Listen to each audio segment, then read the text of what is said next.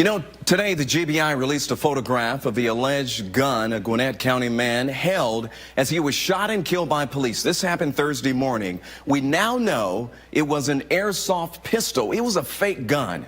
Investigators say they also found a suicide note inside 27-year-old Steve Hutchinson's home. And tonight, 11 Alive's Joe Henke is looking at the latest example of officers finding out way too late the gun pointed at them is not real. Well, Ron, I want to show you a few pictures here.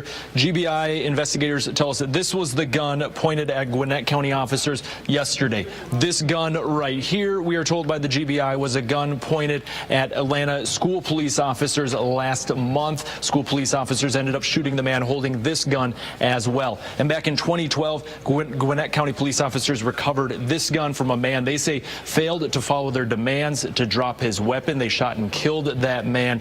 All three of these guns are either airsoft or BB guns, but I'm told for officers out there making split-second decisions, it's too hard to tell. We put the pictures. I see a Colt 1945 in front of former Nashville police officer Vincent Hill. A Walther PPK 380 pistol.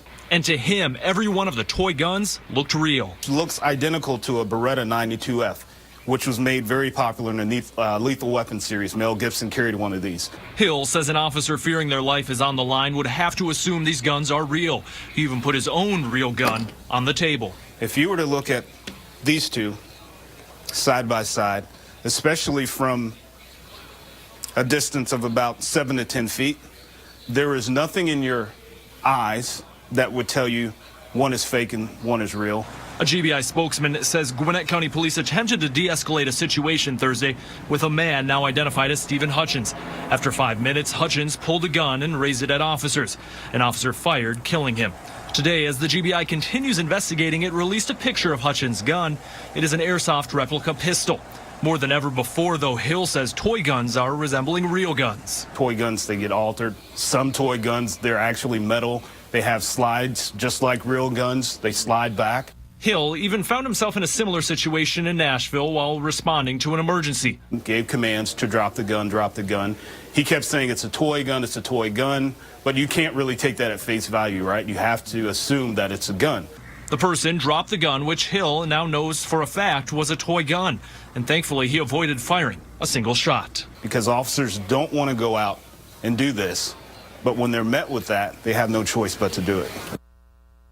And this BB gun here that we told you about at the top of the story outside Forest Hill Academy in southwest Atlanta, this is what led officers to shooting a man. We learned today the GBI handled its investigation about this shooting over to the Fulton County DA's office. It's now up to the DA's office to determine whether officers used excessive force or if they were correct in shooting that man. Ron? All right, Joe, thanks a lot. You know, as Joe Henke just pointed out, officers across the country go through countless hours of deadly force simulation training, making that split-second decision, do I squeeze that trigger and take someone's life? You know, years ago, I went through similar training as a young officer with the Oakland, California Police Department. The training was stressful, but it was a controlled environment where we all lived to see another day because it was just training.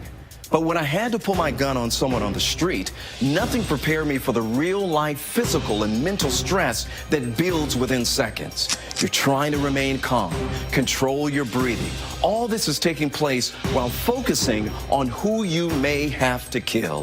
And thank God I never had to pull the trigger. But when I see stories about people accused of pulling a plastic toy or pellet gun on an officer, I say to myself, that person is just a split second away from not only dying, but causing a ripple effect of grief and suffering for their family and the officer's family as well. Toy guns don't shoot real bullets, but pointed at an officer, in the words of GBI Director Vernon Keenan, that decision can leave you graveyard dead.